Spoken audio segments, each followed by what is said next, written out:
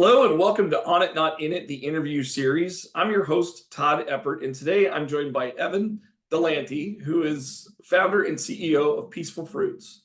Evan, thank you so much for joining us. Would you like to kick us off with a brief background as to who you are and what you do? Yeah, thanks, Todd. So excited to be on here and appreciate being flexible in this modern world. As you can see, I'm sitting in a parking lot, but it's the world we live in. So it's great to talk today. Yeah, my name is Evan Delahanty. As you said, I'm the founder and CEO of Peaceful Fruits. I grew up here in Ohio, and have always really been rooted here in the community and wanting to give back. And that's why, after working for a couple of years and then traveling abroad as a Peace Corps volunteer, I came back and started a business that is at that intersection of nonprofit, mission-based, sustainability and economic empowerment, and for-profit, business enterprise aimed at creating a great market-driven product. And that's what Peaceful Fruits really is. We're a certified B Corp that has a mission of empowerment, working with adults with disabilities and creating more education around mental health. And at the same time, we're also making true, better for you, on-trend fruit-based snacks that are as good or better than anything else on the marketplace and can compete in the expanding candy category. So that's what it's all about, making money and doing good at the same time, rooted right here in Ohio. Awesome. Great story. Thanks for sharing that, Evan. So you mentioned that you had a little bit of a corporate career and then you jumped into this because you felt this pull back into the community. Was that real spark, or was there something in addition to that that really sparked your entrepreneurial journey? It's interesting. For me, I'd always felt like I wanted to build something of my own, to start my own business, to prove myself and to do things the way that I wanted, and to build something, that was really mine, for better or worse. And after working in corporate for a couple of years, I took a pretty hard zigzag from the, quote, normal path for a lot of folks in my shoes, where rather than climbing the chain and then getting my MBA and then keep on climbing, I decided to do Peace Corps instead. So took a big turn, moved to the Amazon rainforest, and really dedicated my life to helping other people that don't have the advantages that I, as a upper middle class white guy, growing up in America, can't beat those cards, right? There's always the grass is always greener or whatever, but I'm a pretty lucky person, and it was important to me to not stay in that pond, to get out there and try to give back on a larger scale. And when I did that, working with folks that literally had next to nothing and were just trying to survive and improve their families and their communities, you come back from that and you say to yourself, oh, I always wanted to start something of my own. And you make all those excuses like, oh, the bolt of lightning, the resources, whatever. It's like, get over it, buddy. Like, if you actually want to do this, just do it. I mean, you've been helping people with nothing. Literally, I've been helping them to start or build up their own small businesses for 2 years. So it was just time to do it. And so I think that motivation of seeing what other people were building, with next to nothing, and also having, understood more about who I was as a person and what my goals and values were, that's what made it the right time to start for me. Man, I love that story. Yeah, you kind of joked a little bit about the fact that you kind of won the gene pool lottery, right? Not only were you born, you were born at the right time in the right country, in the right class to the right kinds of parents, and that's something that we don't get to control. And you've decided to do something about that. You said, hey, I can do more with my talents than just grow in the corporate ladder. So no shame on anybody that does that, but awesome that you chose a different path to give back and to build something where you can really get back into your community after being abroad for a couple of years, which is incredible. So you kind of mentioned a little bit about owning something on your own. What are some common misconceptions about running a business, and how do you address them? Yeah, I mean, I think there's a couple of things that people bump into a lot. And when it comes to owning a business, running a business, especially starting a business, I think a lot about a saying of, it takes 10 years to be an overnight success, right? And especially if you're building a business like Peaceful Fruits, which, we are very much a startup mentality. Like you said, nothing against people that stay in corporate, nothing against people that start small businesses. There's a lot of small car dealer guys that are driving way nicer cars than me, or ice cream shops, or, whatever it might be. But what I'm doing as a startup is I'm trying to build something that can become a national brand, and that takes time, it takes money. Maybe smarter, deeper pocket people could do it faster, but at the end of the day, it really takes an investment of time, money, and suffering to get there that people don't recognize. And it's not the only path. I think, in some ways our society glorifies the startup entrepreneur, but there's a lot of small business people that are doing great for themselves and for the community. And so I think it's important to acknowledge that there are different paths even outside of that corporate one. And if you choose to really try to build something fully scalable, that's awesome, but it can also be a longer path to get there and to get to that breakout moment. So 10 years to be an overnight success has been an important lesson. And you just can't skip laying some of those foundational stones. And you got to be prepared for it to take some time and some energy. And then I think, number two is just in the community. It's tough because, especially when you start from a place of values and that dream, if you will, it's really hard to say no to things that fit your values and to your dream. But as an entrepreneur, whether it's small business, startup, you name it, you have to say no to so many things, whether it's podcast requests. Obviously, I'm happy to be on this one here with you, but I get dozens all the time. Donation requests, right, where every single semi-aligned cause or unaligned cause, every nurse, every teach association, every cancer, like there's just so many people that are well deserving of time, attention, and donation. But like, I'm not profitable, right? Like I'm not a profitable small business that buys a new Ferrari for myself every year at this stage. So it's really important to focus on what your good is, what your goals are, and you have to say no to a lot of things along the way, personally, professionally, values wise. You have to say no to a lot of stuff to stay focused on that eyes on the prize. Whether it's 10 years or however long it takes you, you have to be ready to say no to a lot of things and to invest along the way. Excellent. I have a good friend that sums that up in like a really simple phrase. You can do anything, but you can't do everything. Right. There you go. I love that. I love that comment. So that you just put it into words for me. It was really good. So you've talked about this 10 years to success journey, and Peaceful Fruits has been around 7 years from what I could see. Mm-hmm. So what are your biggest challenges right now at the 7 year mark to get to that success at 10? Yeah, absolutely. I mean, it's really been a journey for us. If I'm just going to be honest here for a minute and say that it's harder than you think starting out. At least it was for me, even with all the good cards that I had in my hand. It's still tough, and I have a lot of privileges that have allowed me to deal with that and to handle that. But it's not easy for anybody. And I think for us, the key learning so far has really been about being open to learning and being open to iteration, right? It's so simple, but like you have to listen to what your customers say. And for us, that's forced us to evolve over the last couple of years. And I got to be honest, COVID was actually very lucky for us, right? We had just started to take those initial steps of scale with our MVP, right? Our minimum viable product that had, done decently well, gotten some traction. It's a great product. I'll put it up against anything else like it in the marketplace, but it's in a very small niche market. This is our original, very premium fruit leather, dried fruit snacks. That it's a very small premium market.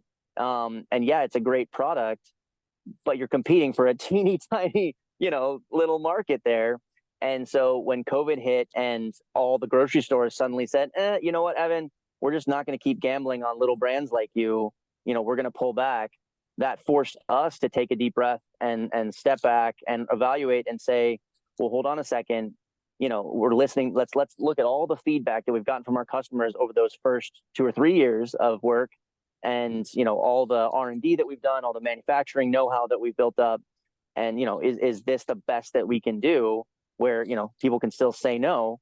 And we realized, well, hold on a second, we can actually do better, right? There's a way that we can evolve the product, evolve the offering, evolve the manufacturing practices that we built up to create an even more compelling product that could go after a larger market. So it was really, taking that forced pause that the that the world went through and saying, let's use this to listen, to analyze, to digest, and really, can we do better than we're doing today? And the answer for us was yes, and so that's where we dove into R&D and really redeveloped our whole concept to be more fun, more candy-like, more exciting, to fit what consumers were asking us for, which was, not superfood, acai-based, purist fruit leather, but stuff that was fun, that was exciting, that was better for their kids to eat, but that their kids actually wanted to eat, right? And for us, that meant really embracing the fun side of fruit snacks and candy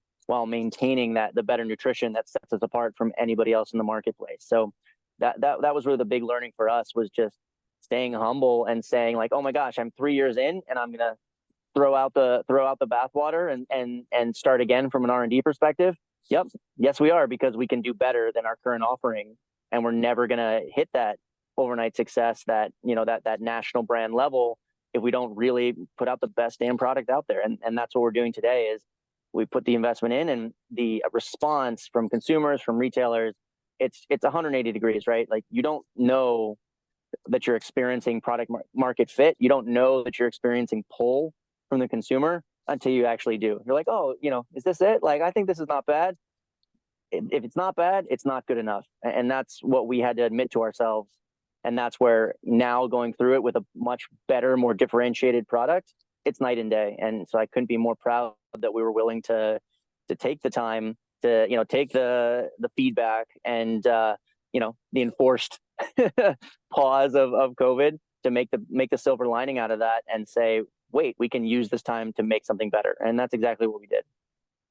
That's excellent. So yeah, I talked to a lot of entrepreneurs about the pandemic and how that impacted businesses, and so it sounds like you guys really made a significant pivot shift during that time, and you've come out on the other side much more successful, to use your words.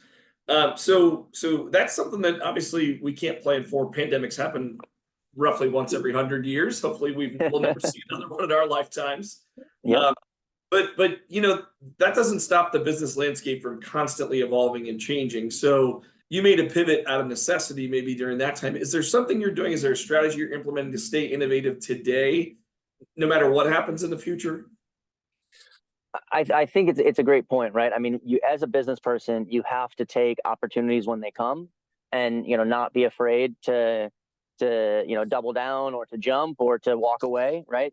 These can all be the right answer, but you have to recognize an opportunity and actively decide what you're going to do about it.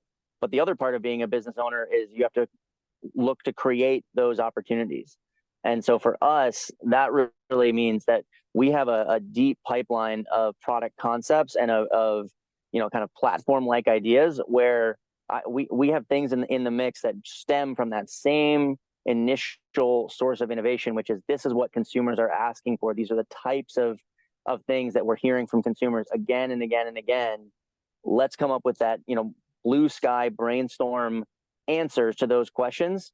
And we don't have to take them all to development, right? That's what I think people get hung up on, is, oh, I have this great idea, dive into it right now. No. Have that pool of ideas where, if you go on peacefulfruits.com today, you'll see a half dozen different candy-based fruit concepts that are 100% fruit, no added sugar. They fit our values, but have that fun candy-like appeal that where we see the bigger opportunity. We've got another half dozen behind that are waiting for the right moment, the right investment. We've got things that are aligned, closely to that, but one lane over in the grocery store. They continue to evolve the brand and the offering. Today is not the right day to invest in those. We got to do the first, 3 or 4 hero products first to get to that next level of success. But you have to have those ideas percolating and developed just enough so that when that larger opportunity comes up, like, oh, there's an airline that wants a snack. None of your products today fit it perfectly, but we have this concept that's 42% developed, and we could take it the rest of the way in 3 months, or whatever it might be. It's important to have those things stewing in the back of your mind and ready to go, and just that focus on listening to the consumer that tells you what to then develop more. Excellent. So just, you're talking a little bit about future and having those things ready to go for the next opportunity. So could you give us a glimpse into your future plans and goals for the business? Like, what do you envision for the next chapter of your entrepreneurial journey? Absolutely. I mean, for us, we really set out to prove a broad platform approach here, where there were a couple other companies over the last 5 years that really showed that better for you worked in the candy aisle. Before this, there was a little bit of uncertainty about, can candy be better for you? Can fruits, like what is this, right? And they really show that yes, people are willing to pay more for healthier, less guilty, better for you options in the candy aisle and in that sort of wraparound space. And so that's where we dove in. There's now a ton of better for you gummy bears, right? There's a ton of those types of objects. And we said, well, hold on, we can apply our approach to fruit manufacturing and fill out the whole rest of the shelf to fill that white space between fruit snacks and fruit-based candy with a plethora of options that give consumers all the fun of candy, but all the nutrition of real fruit, so that we're better on both ends of the spectrum and really fill the white space. And so for us, we want to prove out that whole range of shelf space, that Peaceful Fruits can offer something that no one else can in that middle between really good ingredients and really fun experiential playfulness, and prove that works both in the mainstream, mass market stores like Walmart and Target, and in the natural chain like Trader Joe's and Whole Foods. And if we can really show success in those two channels, that's where this becomes a national brand with real legs, that can become the next Annie's Organics or other companies like that have built a lot of different similar, snack related, food related products, but all around that same value of better for you, family trusted, and really creating a whole swath of value across the market. That's what our goal is for this, and to build that significant business and brand that consumers can really trust to take that next step of evolution. Because that's exactly what our products are compared to Annie's Organics. Is they took it a big step forward from corn syrup and Red 40 and whatever, but they still have a lot of added sugar, a lot of junk, a lot of stuff that doesn't fit today's new values. And so the world keeps evolving, and we're here to keep pushing it forward. Excellent. Thanks for sharing those details. We really appreciate that. I was going to ask you where we can find your products. You just answered that question. So places like Trader Joe's, Whole Foods, smaller, more boutique grocery markets in our areas that are more focused on that whole life, more healthy living style foods. Is that correct? Yeah, absolutely. We're not in Trader Joe's yet, but working on it. But yeah, absolutely. I mean, and we do have a mix, right? We have a mix of natural grocery and of more mainstream. I mean, we're in TJ Maxx, so we want to be where our consumers are. And I think part of our value proposition is proving that consumer is not just a Sprouts or Whole Foods consumer anymore, right? Better for you is one of the biggest trends, and it's in Walmart too. So that's where we want to be as well. Okay, excellent. Appreciate that, and appreciate you sharing that specific around. Yeah, hey, this applies to everybody, not just the foodies out there or whatever you want to call us, the folks that are on the trending side of staying more healthy with their. So final question. It's really been a good trend. Good. Yeah. I would agree, and I think you're hitting a market space that's needed, right? It sounds like you've seen that, and you're like you said, your consumers are telling you what they need, which is great. So final question. Mm-hmm. What advice would you offer an aspiring entrepreneur who's just starting their journey and facing challenges in their business? So I think in general, there's two things that have really resonated with me, right? And the first one is usually the stuff that you think is going to be hard is not that hard, right? It's just a question of getting started. I mean, it's so silly at this point, but just remembering back, I mean, I was so intimidated by the idea of how do you form an LLC? How do you get barcodes on your products? Like, some of those bureaucratic little steps that people let stop them from starting a big dream, just because how do I figure out how to navigate this stupid, website, or I have to pay a lawyer $5,000 to do, you don't, those little steps that just seem so intimidating. Just grit your teeth and do it, man. It's not as hard as you think it is to get started. And once you take that first step, it's not as hard as you think to take the second step. So you can't let those little things dissuade you. That's the main piece of advice, is You just have to start. If you have a dream, if you have an idea, just start. No excuses.